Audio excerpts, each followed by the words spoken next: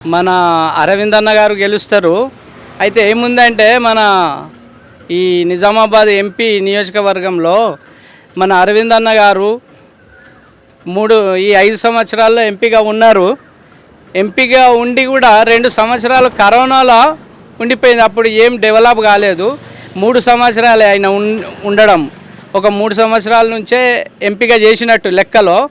అయితే ఈ 3 సంవత్సరాల్లో మన నిజామాబాద్ నియోజకవర్గానికి 3 బ్రిడ్జిలు తెచ్చిండు, ఓవర్ బ్రిడ్జిలు తెచ్చిండు, పసుపు బోర్డు తెచ్చిండు. మళ్ళీ మన వీళ్ళకు ఉపాధి హామీ వాళ్ళకు నిధులు కూడా ఎక్కువ తెప్పియడం జరిగింది ఈ నియోజకవర్గంలో. అయితే మళ్ళీ ఇంకోటి ఏంటంటే ఈ అరవింద్ అన్న గారికి బాగా ఉత్సాహం ఉన్నది. మన నిజామాబాద్ నియోజకవర్గాన్ని బాగా డెవలప్ చేయాలని ఉత్సాహంగా ఉన్నది. ఈ ప్రతిపక్షంగా నిలుచున్న వాళ్ళు బాజిరెడ్డి గోవర్ధన్కు ఆయన ఆరోగ్యం మంచిగా లేదు. రెండవది లేవలేడు, కూసుండలేడు, మాట్లాడలేడు. ఆయనతో ఏమీ కాదు, అనవసరంగా నిలుచున్నాడు. మళ్ళీ జీవన్ రెడ్డి గారు కూడా పెద్ద మనిషి అయిండు. ఆయన మా ప్రాంతానికి అసలు పరిచయమే లేడు. ఆయన ఎమ్మెల్సీగా ఉన్నాడు, ఒక్కనాడు కూడా రాలేడు, ఒక్క ఊరుకు కూడా నిధులు ఇవ్వలేరు. వాళ్ళతో ఏమీ కాదు. అరవింద్ అన్నకు ఓటేస్తేనే ఇక్కడ ప్రజలంతా డెవలప్ అయ్యే అవకాశాలు ఉన్నాయి. ఇంకా చాలా చాలా చేస్తా అని హామీలు చేస్తుండు. మళ్ళా ఇది బోధన్ షుగర్ ఫ్యాక్టరీ కూడా ఓపెన్ చేస్తా అని చెప్తున్నాడు. అందుకే అరవింద్ అన్న చెప్పిన మాట చేస్తాడు కాబట్టి ఆయన నమ్మి ఆయనకు ఓట్లేయాలని మేము అనుకుంటున్నాం. రేవంత్ రెడ్డి ఏమంటున్నా అంటే మా పార్టీ అధికారంలో ఉంది, మాకు అవకాశం ఇవ్వండి, నేనే చూసుకుంటా, ప్రతి ఒక్క లోక్సభ స్థానం నా స్థానం అన్నట్టు చూసుకుంటా అంటుండు. అయితే రేవంత్ రెడ్డి గారు ముఖ్యమంత్రిగా ఉన్నాడు కాబట్టి నాకు మెజార్టీ వస్తే నేను ఇంకొక 5 సంవత్సరాలు ఉంటా అని ఆయన ఆలోచనలో ఉన్నాడు. వాళ్ళ తన డబ్బులే లేవు, ఇప్పుడే పరిశానలో ఉన్నారు.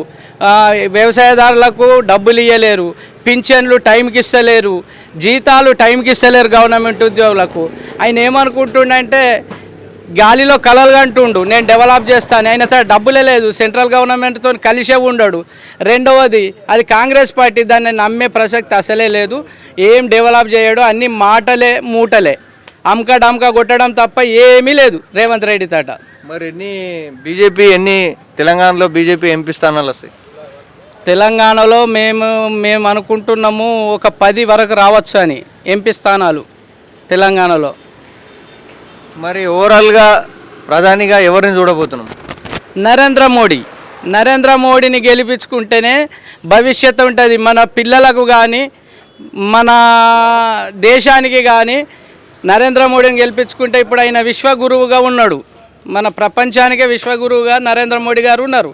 ఇంతకు మొదలు 70 సంవత్సరాలు పరిపాలన చేసిన వాళ్ళు మన భారతదేశాన్ని 30 సంవత్సరాలు వెనకకు నెట్టేసారు. ఈయన ఒక 10 సంవత్సరాల నుంచి మన భారతదేశానికి ప్రతి దేశము మనం చూస్తున్నది. మనం ఇంతకు మొదలు వేరే దేశాలను చూసేవాళ్ళము, ఇప్పుడు మన దేశాన్ని చూస్తున్నారు. ఈ నరేంద్ర మోడీ అటువంటి అభివృద్ధి చేసిండు కాబట్టి నరేంద్ర మోడీకే వెయ్యాలి.